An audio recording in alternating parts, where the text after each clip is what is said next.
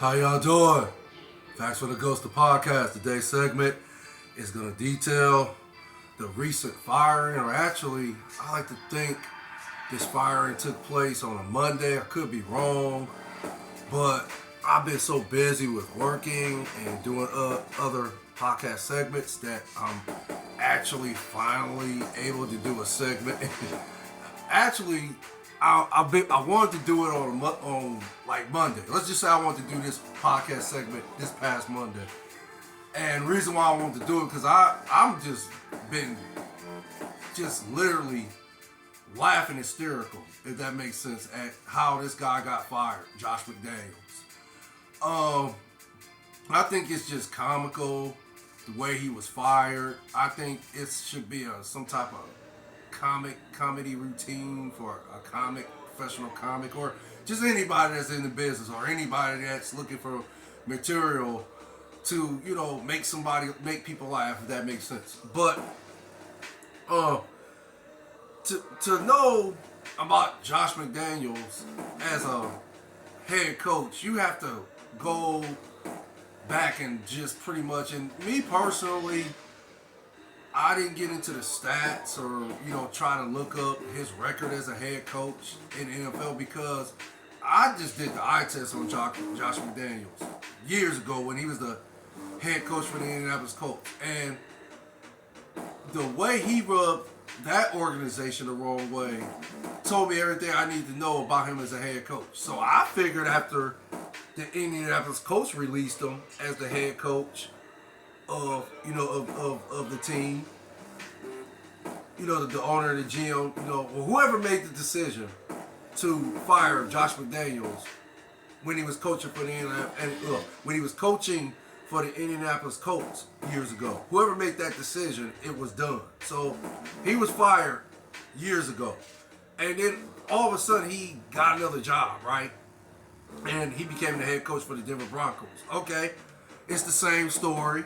He rubbed that organization the wrong way in its entirety, and they ended up firing him. So now we get to the Raiders. And up until he was fired, right? I'm assuming, again, I don't follow the Raiders. I like to think they're in the same division with the Kansas City Chiefs. But, okay, fine. Yeah, they made the playoffs, I believe, last year. The information I'm putting out, I could be wrong, but I like to think they made the playoffs last year, and they played against the Cincinnati Bengals, and then, it was a hard-fought game. They, brought their A game. They played in the trenches and so forth, and took Cincinnati to the limits, and almost defeated the Bengals. But, okay, the Bengals won the game. But now we fast forward to this season, and it's just been a disaster, right? So, again, Davante Adams is perhaps the best wide receiver in the game. He's definitely the best player on the Las Vegas Raiders team, right? Okay. For some reason, they couldn't get him the ball this year, right?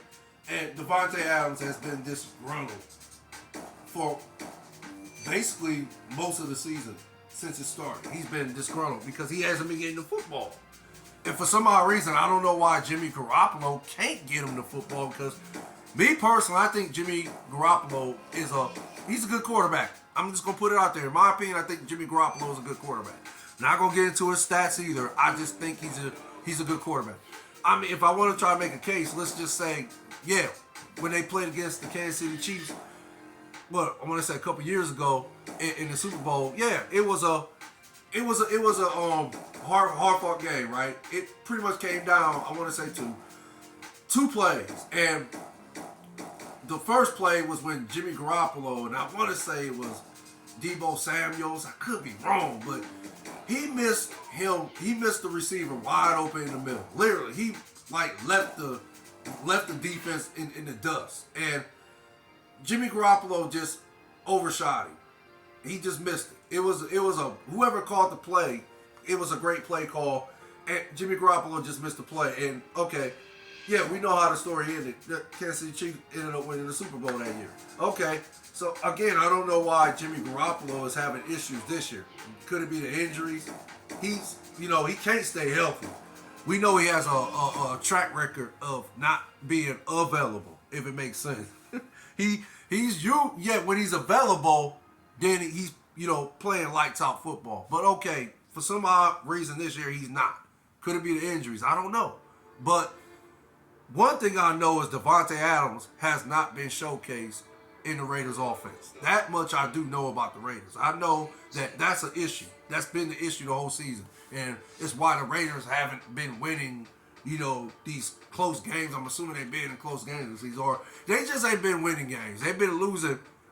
They've been losing. And actually, I think that wasn't expected of the Raiders. I don't know if the analysts or whoever, decided that the Raiders was going to be one of the teams to compete for a Super Bowl this year. But, okay, fine.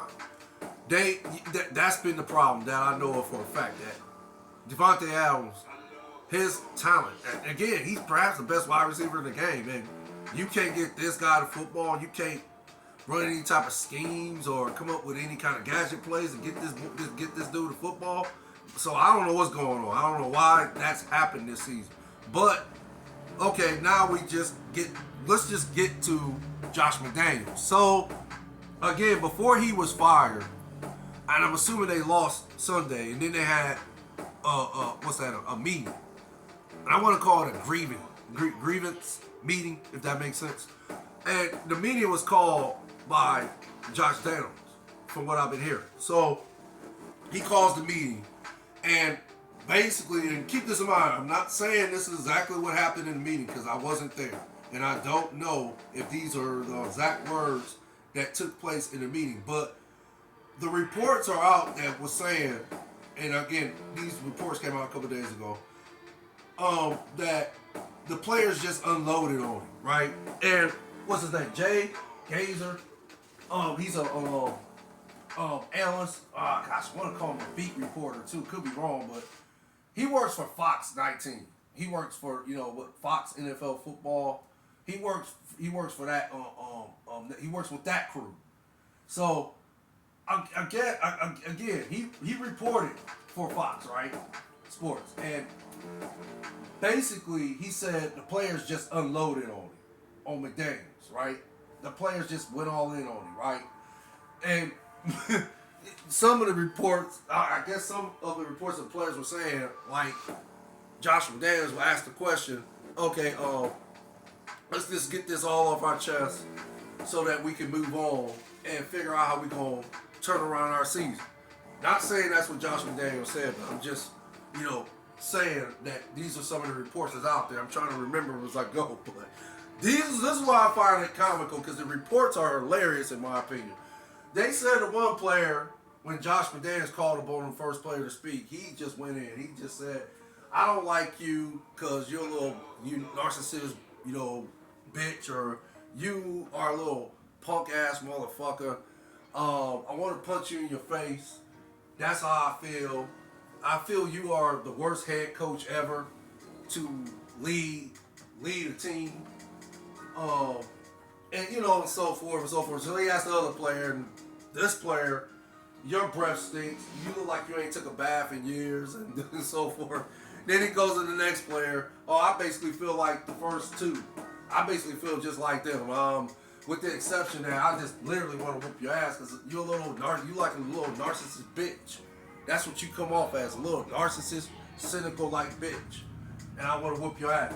So after all these, these players were taking their turns, taking their shots at, Josh McDaniels, or unloading on them if you want to just be politically correct about it. So after all this took place, then Josh McDaniels turns to Antonio Pierce, who is, I'm assuming, is the assistant coach, right? He's looking for Pierce to ease the tension, right? So he asks him to speak, and when Antonio Pierce speaks, gets ready, takes the podium, Josh McDaniels is expecting him to speak on his behalf, right? But then the script gets flipped when Antonio Pierce and again, this is a report. I'm not saying this is actually what took place. But basically, it was said by Antonio Pierce, from what I've heard, that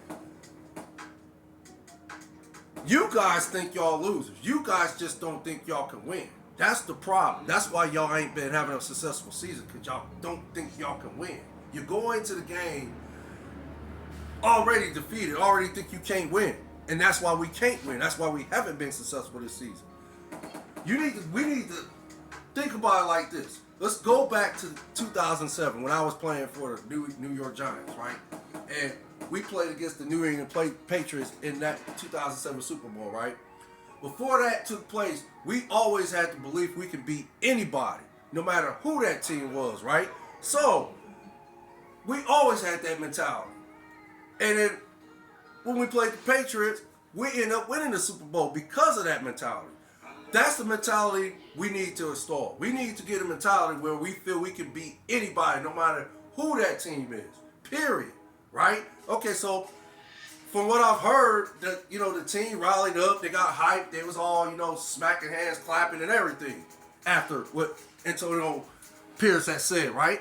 Okay, so now we go back to Josh McDaniels, and again, from what I've been hearing, Josh McDaniels took offense to it, leaned over, and I'm assuming he said it in front of everybody, that he told Antonio Pierce, don't you ever speak about the New England Patriots again.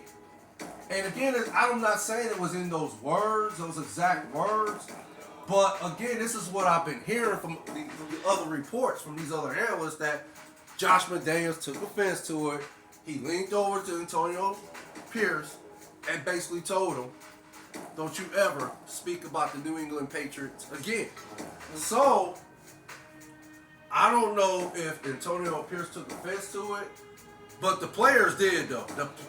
After that was said, the report saying the locker room was divided after what Josh McDaniels said to Antonio Pierce. So it gets back up to Mark Davis, right? And basically, and again, another comical situation. From the reports I'm hearing, the guy, whoever was delivering the message to tell Al Davis what was going on, in the meeting, he basically was telling Al Davis, Mark Davis, I'm sorry, I'm thinking about his dad, his legendary father. Al Davis is Mark Davis's father. So, basically, whoever was delivering the message, whether it was a man or a woman, was telling Mark Davis, yeah, this is what happened in the meeting. And there's reports saying Mark Davis was like, is that they said that? They said what? They said that to him?